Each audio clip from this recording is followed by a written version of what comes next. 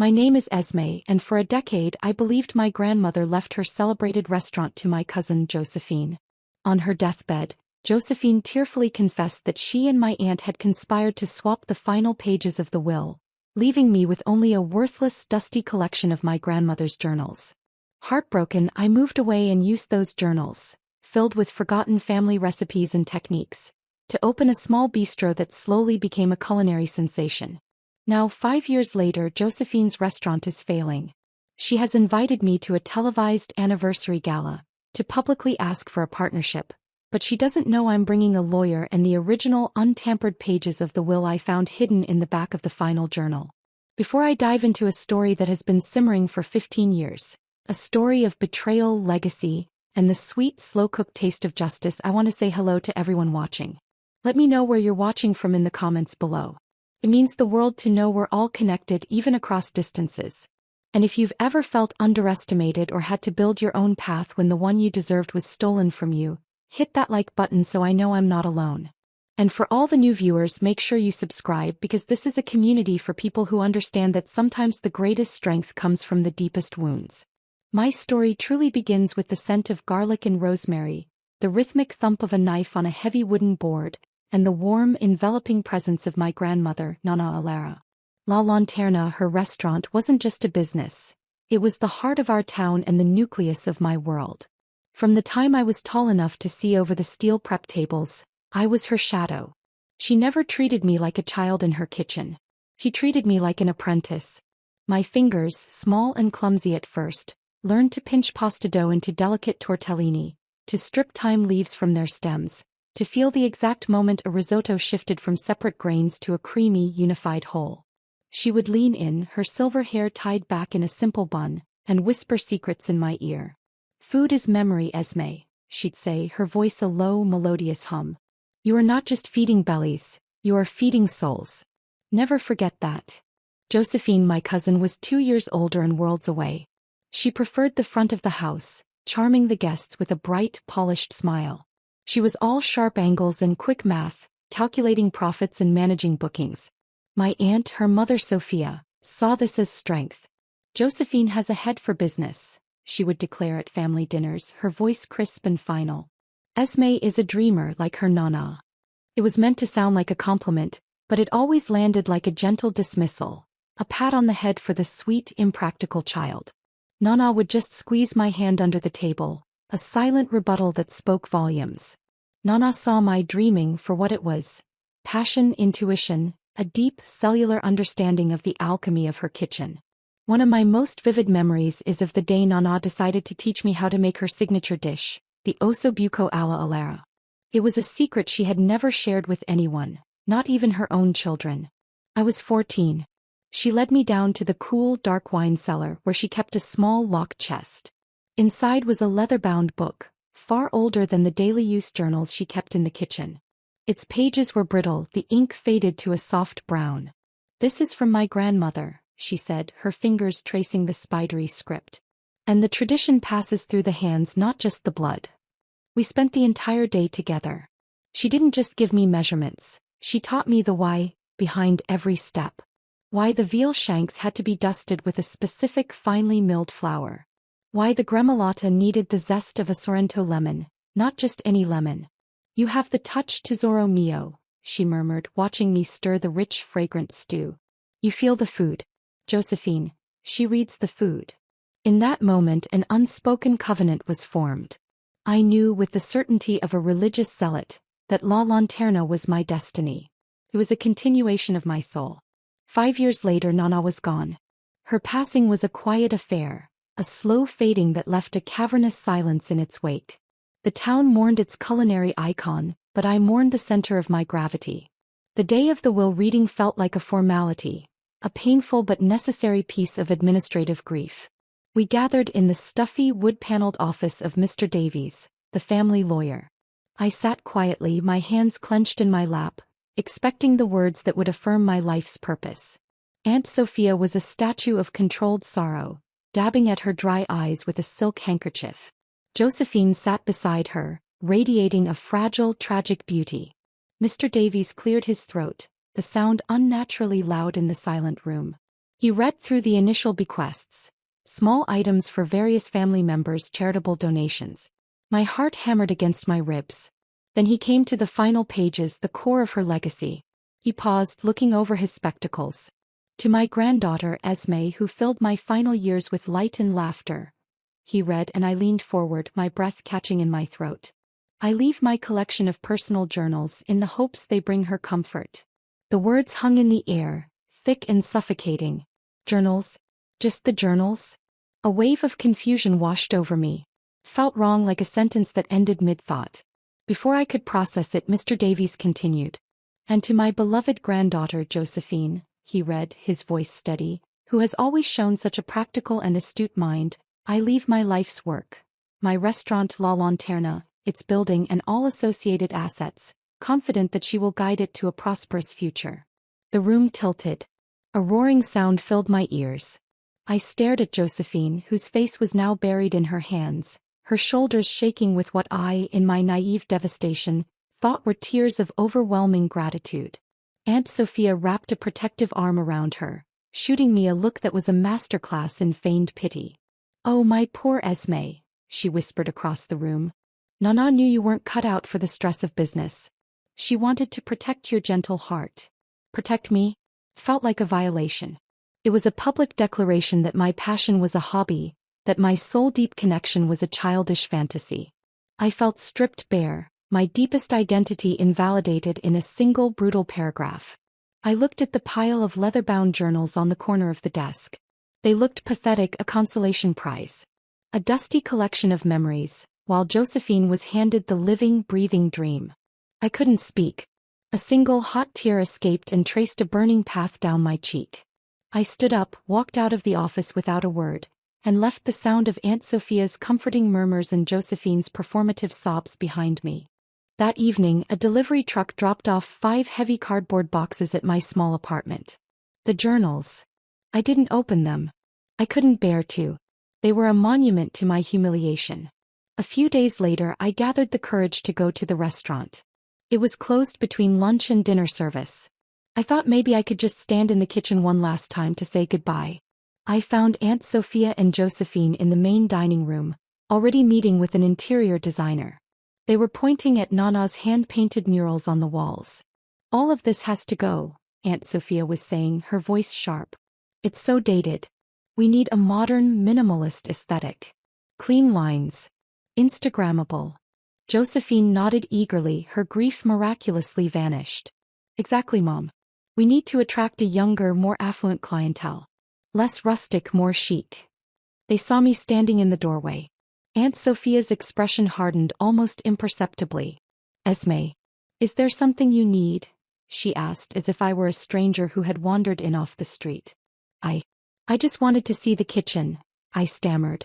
Josephine gave me a sad, patronizing smile. "Oh, sweetie. I think it's probably best if you don't. It'll just upset you. We have to move forward now. It's what Nana would have wanted." That was the moment the raw grief curdled into something colder, harder. They weren't just taking over a restaurant. They were erasing my grandmother. They were erasing me. I turned and walked away, the familiar scent of garlic and rosemary now smelling like ash. The weeks that followed were a blur of hollow-eyed misery. My presence in the family became an awkward inconvenience. At family gatherings, conversations would halt when I entered a room.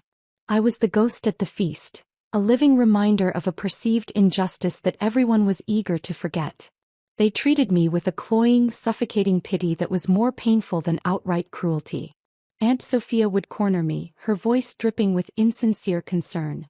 "Esme, you need to find a purpose. Your Nana would be so worried to see you adrift like this. Perhaps a nice office job. Something stable. You can't live in the past." It was a campaign of psychological warfare disguised as love. They were trying to convince me and themselves that Nana's decision was not only right but merciful. I couldn't stay. The town had become a prison. Every street corner held a memory of Nana. Every passing mention of La Lanterna was a fresh stab to the heart. I packed 2 suitcases and the 5 boxes of journals. I didn't know where I was going, only that it had to be away. I chose a city 1,000 miles away, a place where no one knew my name or my story. My friend Liam, a quiet, observant soul who had worked as a waiter at La Lanterna, helped me load my car. He was the only one who seemed to understand. "They're wrong, Esme," he said, hefting the last box of journals into the trunk. "What you and your nana had, that was the real thing. Don't ever let them make you doubt that." His words were a tiny spark in a vast darkness. The first few years in the new city were brutal. I was truly adrift. I worked a series of soul-crushing jobs. A barista at a chain coffee shop where I was reprimanded for putting real cinnamon in the shakers. A line cook at a greasy diner that valued speed over everything. A stalker at a gourmet grocery store where I would run my fingers over the imported cheeses and feel a pang of homesickness so sharp it made my knees weak. I lived in a tiny, damp basement apartment. The boxes of journals remained in the corner of my room, gathering a new layer of dust, silent and accusatory. They represented a past I was trying to escape and a future I had lost. I was profoundly, miserably alone. One rain-swept Tuesday night about 2 years after I'd left home, I hit my breaking point. I'd been fired from the grocery store for reorganizing the spice aisle without authorization. I came home to a leaking pipe in my bathroom and a final notice from the power company. I sat on my lumpy mattress, surrounded by the shambles of my life, and I finally, truly despaired. My eyes fell on the boxes. A surge of bitter anger rose in me. I was going to throw them out. I would haul them to the dumpster and be free of their weight forever. I dragged the first box to the middle of the room and tore it open, ready to start tossing them. The first one I pulled out was bound in soft, worn red leather. I almost threw it, but my hand hesitated. I ran my thumb over the embossed initials. Yilla Lara. My nana. And suddenly I wasn't angry anymore. I was just heartbroken. I missed her so much it felt like a physical ache in my chest. Slowly I opened the cover. The page wasn't a recipe. It was an entry dated 20 years prior. "A difficult service tonight," it began in her elegant, looping script. Asterisk, a critic came. The pressure was immense. But then I remembered what Papa told me. The kitchen is not a stage for performance. It is a sanctuary for creation. The food knows if you are afraid. You must cook with courage. Asterisk, I kept reading. It wasn't just a collection of recipes. It was her soul on paper.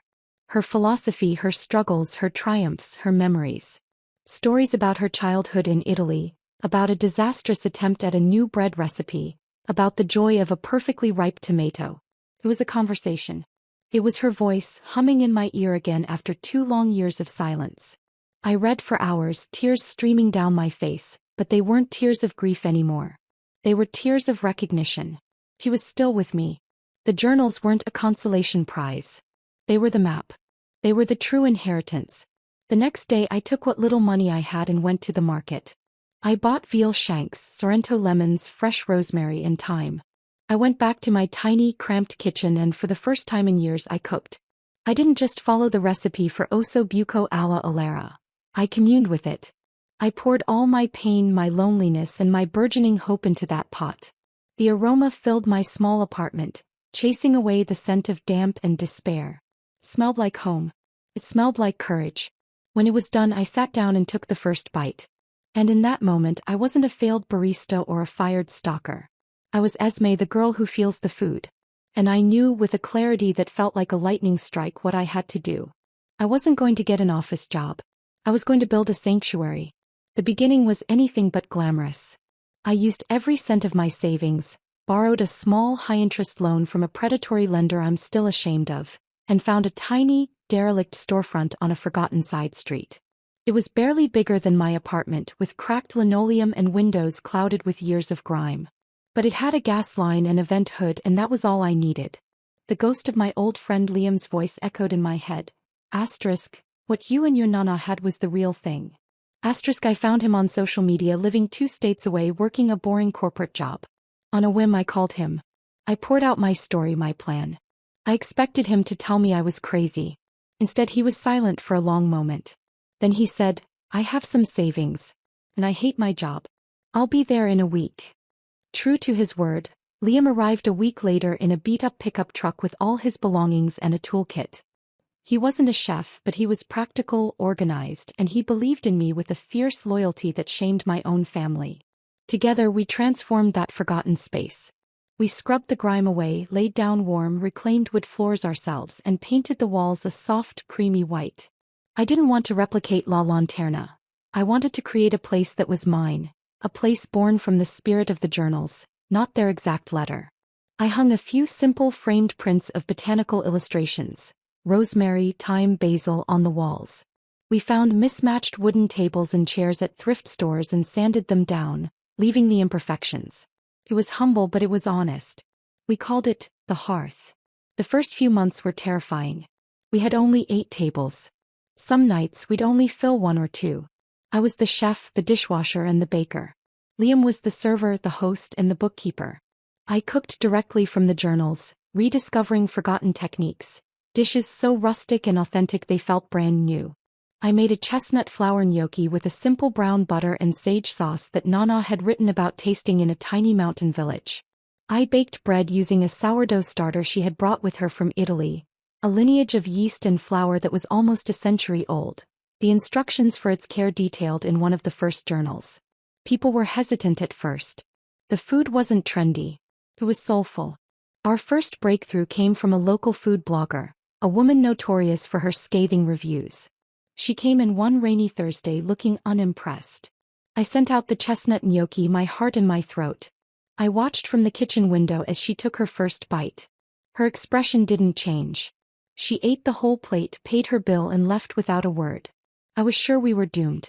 2 days later, her review went live. The title was, "I Went to the Hearth and Found My Religion." She didn't just praise the food, she understood it. She wrote about the honesty, the history, the soul. "This isn't a chef trying to be clever," she wrote. "This is a chef channeling ghosts." After that review, everything changed. Suddenly, our little side street wasn't so forgotten. We had a line out the door every night. The 8 tables were a liability, not a feature. We had to start taking reservations weeks in advance. The pressure was immense, but it was a different kind of pressure than the one Nana wrote about. It was the pressure of success, not of expectation. I found myself thriving in it. I started to innovate, using Nana's philosophies as a launch pad. I would read a passage about her love for a specific combination of flavors, and it would inspire a new dish entirely. I was in a constant creative dialogue with her. The Hearth wasn't a tribute band. It was a new album by an artist she had trained. We were in business for 3 years, a certified local sensation when I made the discovery. It was the 5th and final journal, the one she used in the last year of her life. Its binding was the most worn, its pages filled with her shaky, determined script. I was reading it late one night in my office, a small room we'd built in the back of the restaurant. As I closed the book, I noticed the back cover felt unusually thick, rigid. It wasn't pliable like the others.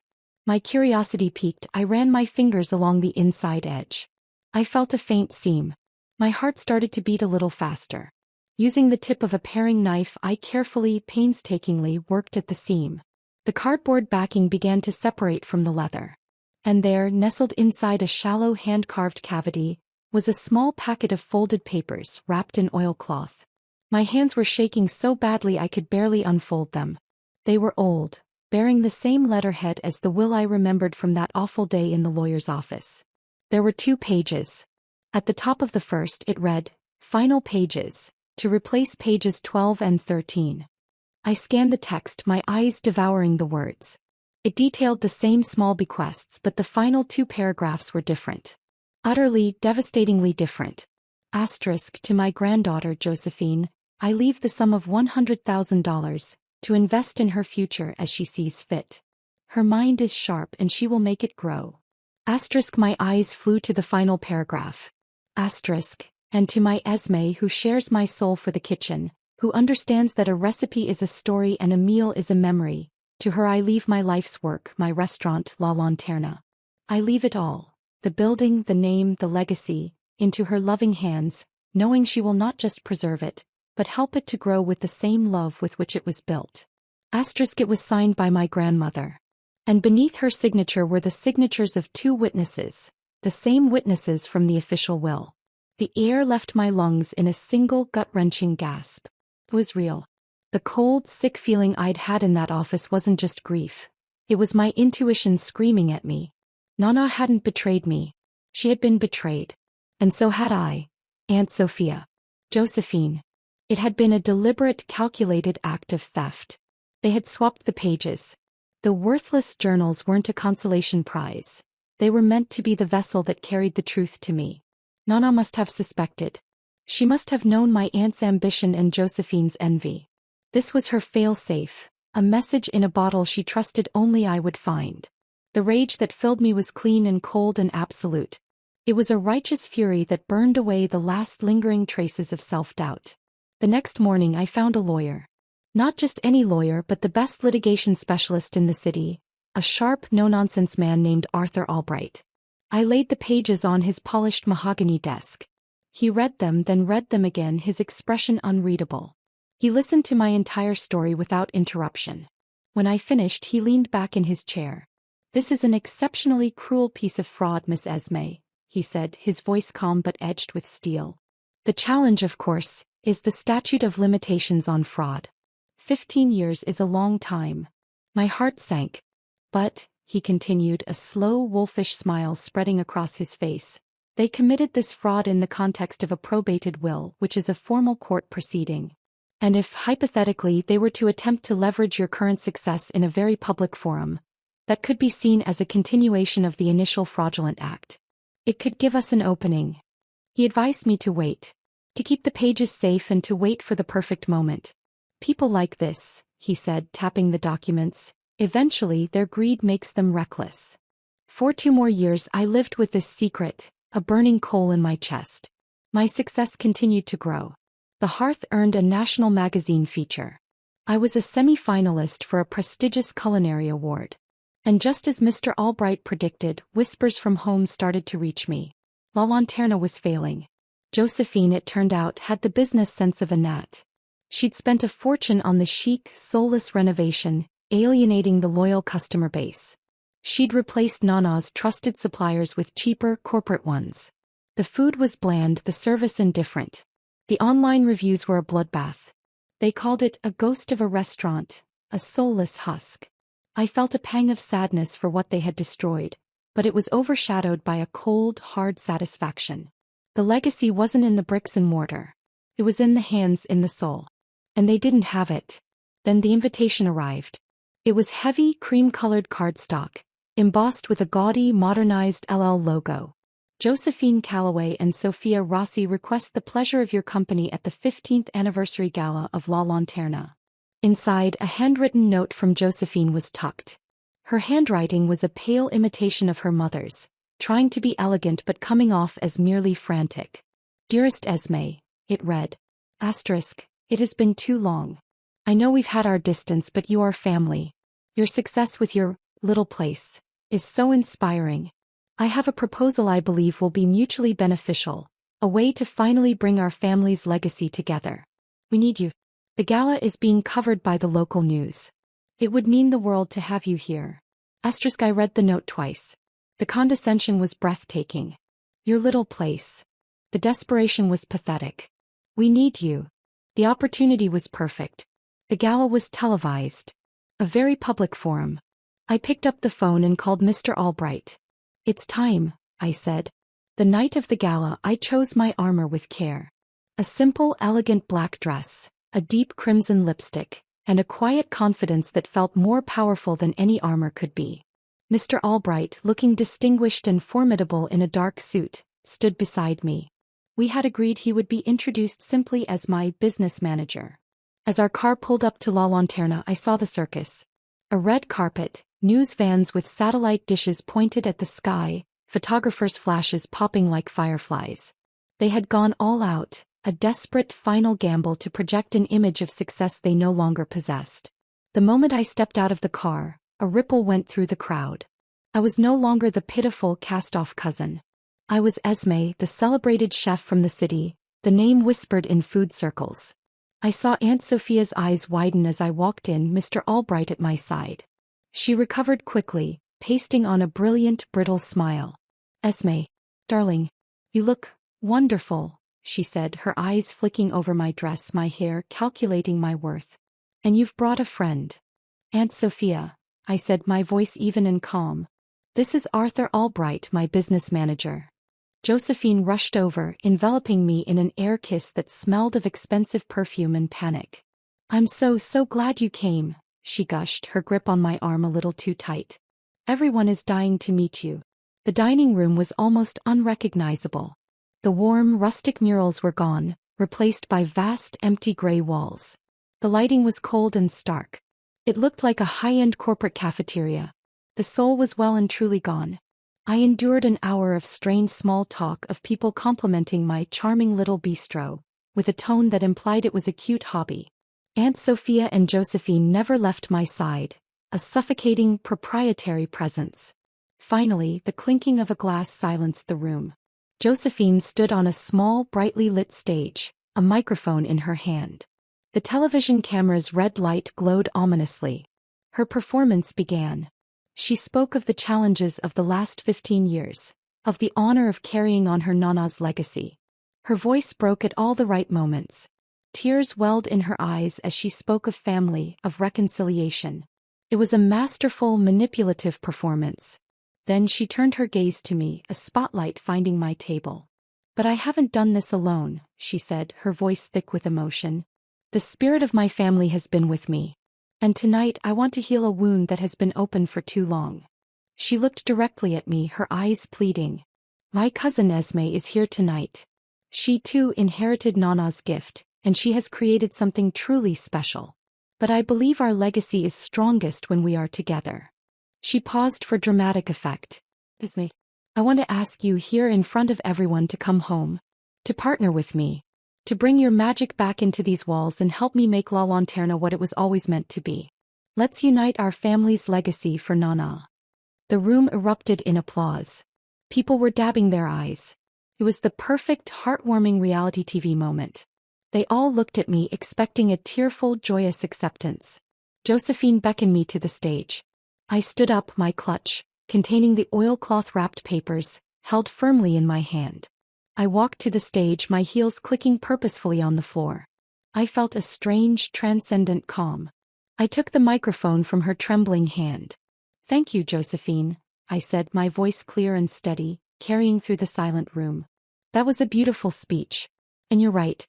Family legacy is so important." I turned to the audience, to the camera. For 15 years I believed that my grandmother, Elara, saw me as just a dreamer. That she didn't think I had what it took to run this restaurant. She left me her journals and I am eternally grateful for them. They taught me everything. I paused, letting the silence stretch. "But as it turns out," I continued, my voice dropping slightly, drawing everyone in, "she left me something else in those journals too." I opened my clutch and slowly, deliberately, pulled out the folded, aged papers. The room was so quiet I could hear the hum of the television equipment. Josephine's smile faltered. Aunt Sophia, standing near the stage, went rigid. "She left me the truth," I said.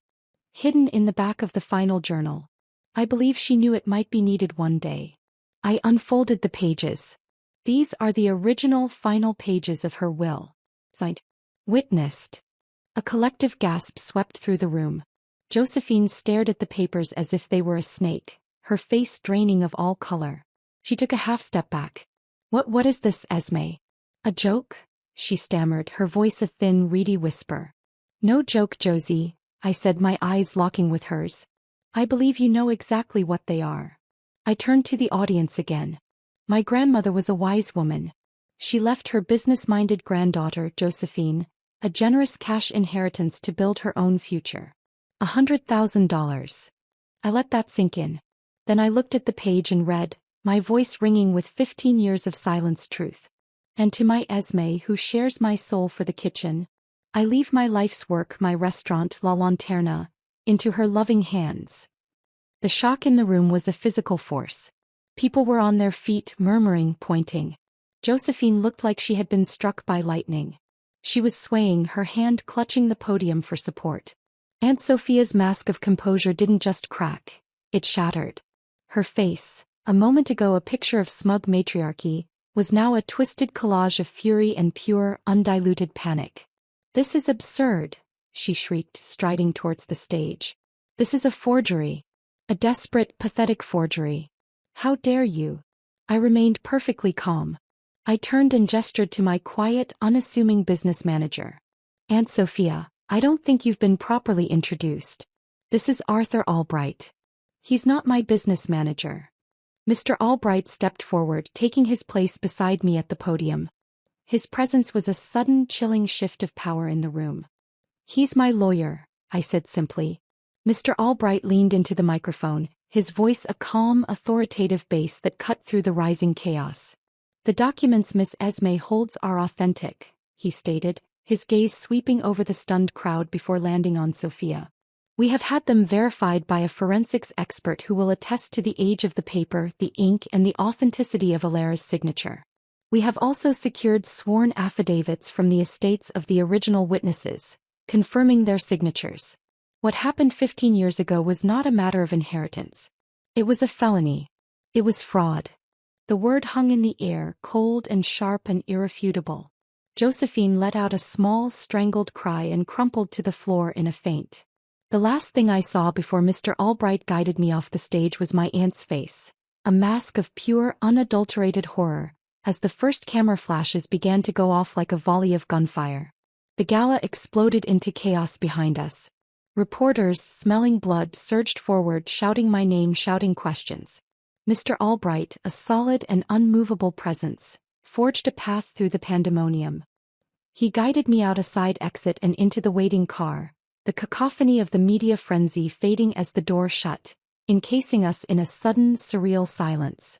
I didn't feel the elation I had expected. I didn't feel triumphant. It just felt quiet. The 15-year-old knot of anger and grief in my stomach had finally, completely dissolved, leaving behind a vast, hollow emptiness. The fight was over. The truth was out. And I was tired. The next morning it was everywhere. The city's main newspaper ran a front-page story with the headline, "A Lanterna Legacy a Lie. Heiress accused of will swap scandal at TV gala." Online the story had gone viral. News outlets across the country picked it up. The comments sections were a brutal, unanimous verdict against Josephine and Sophia. My phone buzzed incessantly with calls and texts from numbers I didn't recognize. I turned it off. I went to the hearth, which was closed for the day, and let myself in. The familiar scent of yeast and herbs was a comfort. Liam was there waiting for me, a pot of coffee already brewed. He didn't ask questions. He just handed me a mug and sat with me in the quiet dining room as the morning sun streamed through the windows. "You did it," he said softly after a long time. I nodded, taking a sip of the hot coffee. "I did," I replied, the words feeling strange in my mouth. "I just don't know what comes next." That afternoon I met with Mr. Albright. He laid out the options with his usual calm precision. We could press criminal charges for fraud and conspiracy. The evidence was overwhelming, and the public nature of their confession by collapse made a conviction likely. We could file a civil suit to reclaim ownership of the restaurant, the building, and the La Lanterna name, all of which were rightfully mine. We could also sue for 15 years of lost income, a sum he estimated would be in the millions, easily bankrupting what was left of Josephine's finances. He looked at me, his pen poised over a legal pad. "The question, Esme, is not what we can do. The question is what you want to do. What does justice look like to you?" Before I could answer, my phone, which I had reluctantly turned back on, rang. It was a number I recognized. My Uncle Paolo, my father's brother, a man who had always been kind but distant, swept up in Sophia's sphere of influence. I hesitated, then answered. "Esme?" he said, his voice strained. I saw the news. I'm so sorry. We just believed her. Sophia was so convincing. We should have known. Your Nana, she only ever had eyes for you in that kitchen. We should have seen it. Can you ever forgive us?" His apology, clumsy but sincere, was the first crack in the dam. Other calls followed from cousins and distant relatives, all saying the same thing. They were sorry. They had been blind. The family dynamic, so rigidly controlled by Sophia for so long, was crumbling. I thought about Mr. Albright's question all night. What did justice look like? Did it look like my cousin and aunt in prison? The thought gave me no satisfaction. Their public humiliation, the destruction of the reputation they had so carefully and fraudulently built, felt like a prison of its own. Did justice look like taking their money? I looked around my beautiful, successful bistro, a place built not with their stolen legacy, but with my own 2 hands, my own sweat, and the true inheritance from my Nana, her knowledge. I didn't want their tainted money. It would feel like a contamination. The next day I gave Mr. Albright my answer. We file the civil suit to reclaim the property and the name, I said. It's mine. I want it back. But no criminal charges. And no lawsuit for the income. My success is my own. I don't need anything from them. Mr. Albright nodded slowly, a look of profound respect in his eyes. A very elegant choice, Miss Esme, he said. Vindication without vengeance. A few weeks later, after the legal proceedings had been initiated and the transfer of ownership was underway, a figure appeared at the door of the hearth just before opening. It was Josephine. She looked terrible. She was pale and thin, her expensive clothes hanging off her. All the polished, confident artifice was gone. She looked like a ghost. "Can I talk to you?" she asked, her voice barely a whisper. I led her to an empty table in the back. For a long time she just stared at her hands. "Pie, mother," she began, then stopped. "My mother planned it. He told me Nana was old, sentimental. That she was making a mistake leaving the business to a dreamer. She said it was our duty to protect the family legacy. I was young and I was so jealous of you, Esme. I was so jealous of what you and Nana had. It was a language I couldn't speak. I wanted it. I wanted to be you." Tears streamed down her face, real tears this time, not the performative kind. "I'm so sorry," she wept. "I ruined everything. My life. Your life. Nana's name. It's all gone and it's my fault. I know you can't forgive me. I don't deserve it. I needed to say it." I listened and I felt nothing but a great, weary sadness.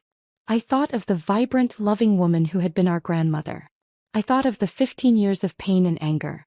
Forgiveness felt too simple a word.